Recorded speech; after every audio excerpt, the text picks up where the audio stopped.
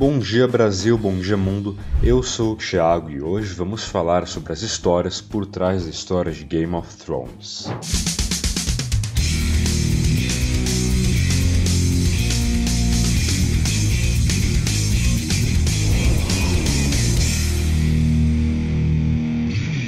George Raymond Martin nasceu em Bayonne, Nova Jersey, a 20 de setembro de 1948. O segundo R de seu nome, de Richard, foi recebido por ele quando tinha 13 anos durante sua crisma na igreja.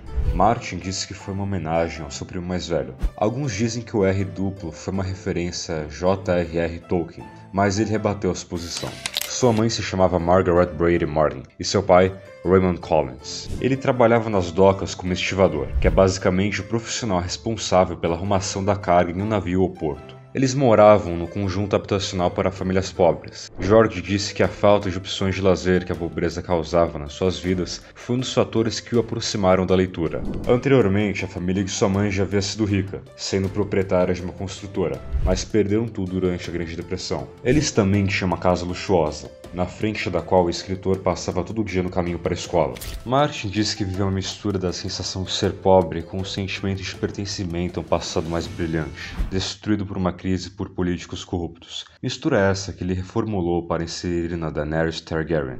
What is it you want? My birthright, the 7 kingdoms of Westeros. I'm sorry, little princess. I am not your little princess. I am Daenerys Stormborn of the blood of old Valyria, and I will take what is mine. With fire and blood, I will take it. George também disse que era um garoto solitário e péssimo em esportes, o que deixou ele ainda mais próximo da leitura. Mas nessa época ele lia apenas gibis, e foi assim que ele conheceu diversos clássicos da literatura, através de versões quadrinizadas da clássica Illustrated, como Hamlet. Mas depois ele descobriu os gibis do Superman e do Batman, o que o fizeram abandonar os clássicos Illustrated. Pouco tempo depois, o garoto já escrevia histórias de super-herói e ficção científica. Em 1968, R.R. Martin foi para Illinois estudar jornalismo. Essa era a época da Guerra do Vietnã, e durante esse período, as ideias maniqueístas conhecidas por George através dos gibis foram postas em xeque ao passo que estudou a complexidade e as nuances do conflito.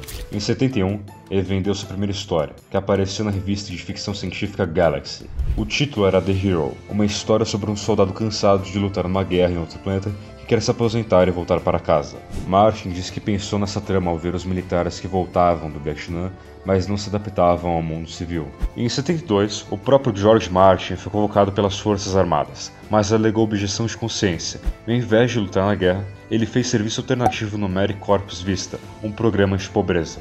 George diz não ser um completo pacifista, pois apoiaria alguns conflitos, como a Segunda Guerra, mas acredita que a maioria das guerras são fúteis, tais como as que aparecem em suas criações. Ainda nos anos de estudante, começou a ter sucesso com short stories sobre viagens espaciais. Nelas, ele geralmente explorava o tema da solidão que os viajantes deveriam sentir. Ainda nos anos 70, começou a escrever romances de diversos gêneros como Dying of the Light, Windhaven e Fever Dream.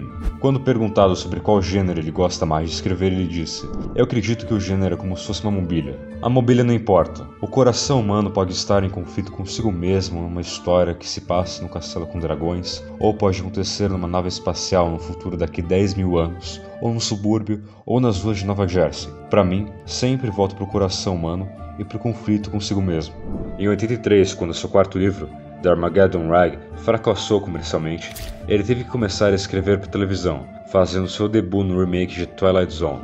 George disse que gostou, principalmente porque escrever livros de short stories era uma experiência solitária, ao invés de escrever no estúdio, onde vários escritores se encontravam e acabavam influenciando as histórias uns dos outros. Apesar de gostar da vivência e do pagamento em Hollywood, George logo percebeu as limitações de escrever para a TV.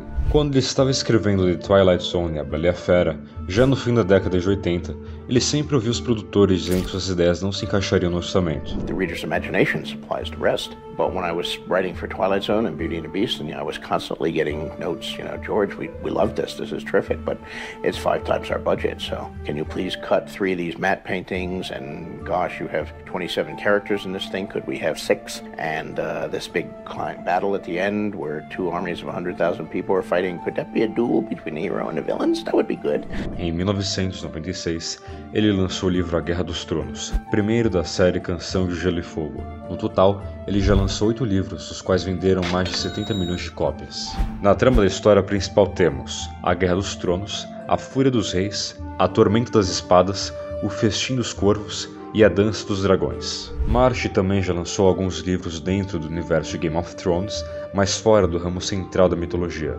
Esses são Fogo e Sangue, O Cavaleiro dos Sete Reinos e O Mundo de Gelo e Fogo. Ele agora está escrevendo Os Ventos do Inverno, mas disse que não dará previsões sobre quando ficará pronto. Todavia, há rumores de que será lançado em novembro de 2023. Muitas pessoas perguntam se a história da série se alinha com a cronologia dos livros. A resposta é, mais ou menos. Pois enquanto a primeira temporada adapta quase tudo do livro A Guerra dos Tronos, ou seja, do primeiro livro, da segunda temporada em diante, eles começaram a espalhar o conteúdo dos livros em mais de uma temporada. Essa planilha mostra em que episódio da série cada capítulo dos livros foi adaptado. Vamos deixar o link na descrição para que possam ver com mais calma. George Martin sempre gostou de estudar história, por isso buscou inspirações nela para criar seu universo fantástico, principalmente de guerras durante o medievo. Um dos eventos mais influentes em suas histórias foi a Guerra das Duas Rosas. A Guerra das Duas Rosas da Inglaterra foi um conflito político bélico entre duas dinastias que disputavam o trono. Elas eram a dinastia York, que era muito poderosa no norte e cujo símbolo era uma rosa branca, e a riquíssima dinastia Lancaster, simbolizada pela rosa vermelha. Entre 1422 e 1461, Henry VI, da família Lancaster, era o rei da Inglaterra, mas sua esposa, Marguerite d'Anjou, uma francesa ambiciosa, era quem realmente governava, pois tinha uma influência extraordinária sobre ele, chegando ao ponto de o convencer a expulsar da corte um dos seus mais confiados conselheiros, Richard, Duque de York, e o mandar para a Irlanda. Richard voltou com exércitos para derrubar os nobres leais a d'Anjou. Apesar de não ter dado certo, o rei teve um colapso mental e ficou apático a tudo à sua volta por um ano, período no qual Richard conseguiu apoio para virar regente e protetor do reino, com isso tornando o poder de d'Anjou muito restrito. Depois que o rei melhorou, d'Anjou fez expulsar Richard mais uma vez, mas novamente ele voltou com um exército, e apesar de ter morrido durante uma batalha, seu filho, Edward IV, virou rei da Inglaterra em 1461. Henry VI foi capturado, enquanto sua esposa e seu filho, Edward de Westminster, fugiram. Edward de Westminster é lembrado por sua ímpera e precoce sede por sangue e decapitações, e alguns dizem que ele tinha sido fruto de um adultério por parte da mãe. Ele eventualmente foi morto fazendo o que ele amava no campo de batalha aos 17 anos. Depois da morte de Edward IV, seu filho, Edward V, virou rei aos 12 anos, mas foi capturado pelo seu próprio tio, Richard III, e junto com seu irmão, Richard de Shrewsbury, desapareceu em circunstâncias misteriosas. Richard III virou rei, mas o que ele fez com o sobrinho criou um cisma entre os leais aos Yorks, fazendo com que alguns se aliassem a Henry Tudor, um Lancaster que fora criado na França após seu pai ter morrido em batalha. Em 1485, Henry Tudor cruzou o Canal da Mancha com um exército, derrotou Richard III e virou rei Henry VII. No ano seguinte, se casou com Elizabeth de York, a filha mais velha de Edward IV e irmã dos príncipes perdidos, e através da união, fundiu as duas rosas numa rosa vermelha e branca. E ficamos por aqui, meus caros. Não se esqueçam de comentar, curtir e compartilhar. E deixo aqui um convite para se juntarem a mim numa aliança para derrubarem os ilegítimos Roberto e Jorge do trono de ferro do dragão robô. Farewell.